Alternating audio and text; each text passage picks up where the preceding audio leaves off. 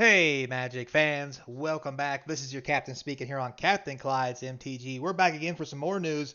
We've got the seasonal card from Wizards along with some arena announcements. So before we get started into all that, let's not forget to comment, like, subscribe, hit that notification bell, like us on Rumble. That's right, we're on Rumble now. Check us out there. It helps keep the channel sponsor free so I don't have to tell you about meal prep plans and tactical underwear or anything else weird. Anyway, with all that said, don't forget the links in the description as well to the TCG Player Store, the eBay store, where you can buy some cards to help support the channel. Patreon's in there if you want to go old school and just give a free handout. And also an email if you want to reach out and say, hey. So, without further ado, let's get into the recent announcements from Wizards of the Coast. So, as you guys know, we had a very interesting year. We're probably really confused about how to feel about Wizards this year. But it is the season to be jolly is approaching us right after Thanksgiving. And we have some Christmas themed stuff coming out with the Christmas cards. So let's put all the confusion behind us and just look to the future and let's hope for the best. So with all that said, here is the seasonal card for this year from Wizards of the Coast. It is called Seasonal Sequels. Blue, and X Instant. So, it says pitch the titles of up to X holiday-themed sequels to target spell. Copy that spell for each title pitched, except the copy has the name. You may choose new targets for the copies. Simply adding numbers isn't festive enough. So, for example, at the bottom it tells you, now showing Sword of Hearth and Home Alone, 8 Crazy Nights Charge, Holiday Incinerate, and Phyrexian Gremlins, so forth and so on. You can see here it says Die Hardening Scales as an example. Llanowar Elf, I don't know what that's supposed to be. But the whole point of this is no matter what spell is cast, you can copy that spell and make new targets for the copies. I'm assuming if you copy a spell that is a permanent, you get a token. For example, Phyrexian Gremlins. If, say it's a Phyrexian Revoker, it'd be a Phyrexian Revoker Gremlins.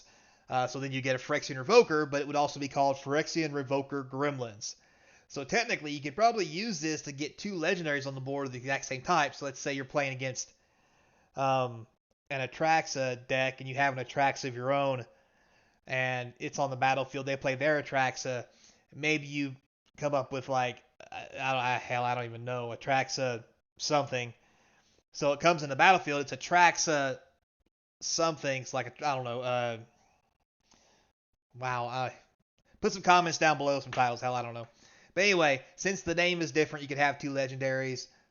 If it was a lightning bolt, or like it says down here, Holiday Incinerate, Sword of Hearth and Home Alone. All kinds of good stuff like that. So very interesting card. Seems kind of cool. I like it. As always, these cards are really meant to be just silly. Obviously, you can play them in Commander, and that's all cool. And maybe at some point we'll have enough of these cards out where you can make a Commander deck out of them. God, that'd be so cool. If you could make a Commander deck out of just a whole bunch of these cards, but it'd have to be a 5-color deck. It would really be weird, other than it just being a whole bunch of happy holiday cards. But anyway, still sweet. So there you have it. That's the seasonal card for this year. Clearly, it's going to be, if all holds true as normal, it will be won at the local LGS level when they have their seasonal tournament. So keep an eye out for that. Every local LGS has their tournament at a different time. And sometimes more than one. So keep an eye out with local LGS, or just ask your local LGS when they're having the tournament for the card prize, and go play. This is probably one of the things that will definitely get people back into the LGS to play some Magic in one way, shape, or another. So there you go. Now, with all that said as well, we also have some new changes to Arena coming for the upcoming months. We have the new event schedule came out. So we're going to have Midweek Magic. It opens every Tuesday at 2 p.m., closes on Thursday at 2 p.m. Alchemy is running right now, 14th through the 16th. Next week, 21 to 23, Lost Caverns of Ixalan Constructed. And then November 28th to 30th is going to be On the Edge. Doesn't really tell us what that is, but I'm sure it will be interesting. And the cool thing about Midweek Magic that I personally like is it's a free event to enter, and you can win some cards and stuff. So if you're looking to build your collection on Arena without spending money, this is a good way to do it. It can be hard to win games, but it's free, so you know you just do what you can. Um, yeah. So other things happen this month. In the event schedules, we have quick drafts from 7 to 23 for Dominaria United if you are just feeling froggy. Starting November 23rd to December 5th, we'll have quick draft for Lost Caverns of Ixalan finally. That'll be sweet. And then for some reason, December 5th to the 22nd, right before Christmas, we go back to Wilds of Eldraine. I don't know why we're going back, but I will be honest. All the candy themed stuff in Eldraine and so forth, and the storyline of storybook fairy tales and what have you does, with the food tokens and everything, does seem a little bit more Christmas oriented. So I can kind of get it. I can get behind that. Some of the other events going on November 2nd through 14th, Historic All Access, basically no bans. That's just wrap it up. That was a giant shit show. Am I far enough into cuss yet? Yeah, probably. That was a giant shit show. I mean, mono red's basically what you're playing. You can play other cards and hope for a good draw, but God, it was just rough. Next, you have November 14th, 7th through 14th. We had Chromatic Cube also going on. I did not play the Cube event. I don't ever play the Cube events in Arena because they always want to charge you for cards that you don't get to keep in any way, shape, or form, and the prize really ain't worth it. I'd rather play a Cube in person. That's just me. So now coming up for November 23rd through 29th, you have Festival of the Lost Caverns of Ixalan Story Decks. That should be pretty cool. That should be a free event where you get to pick a deck and then play to your heart's content. I look forward to that. Should be fun. I love Ixalan. Get out there with the big dinos. November 29th and December 5th, Festival The Immortal Sun Historic. That's going to be an historic event, obviously. With the Immortal Sun might be. I'm going to guess that the Immortal Sun will be something that everybody has to begin the deck, which should make very weird deck options because you get to draw 2 cards a turn, extra mana, your creatures get pumped, you can't use planeswalkers clearly. It's going to be weird. If that's how it goes down, I think it should, because that would be kind of neat. But hey, it is what it is. I'm not going to judge however they want to play their weird Arena formats. I mean, that's probably the one thing Arena does have going for it. You can play these really stupid formats that nobody cares about without having to go through and build a deck full of live cards, resort your cards, take them back out of decks, put them away, build the next deck, which is fun, but after a while, all the sorting and reorganizing can just be a hassle. Ugh. So there's that.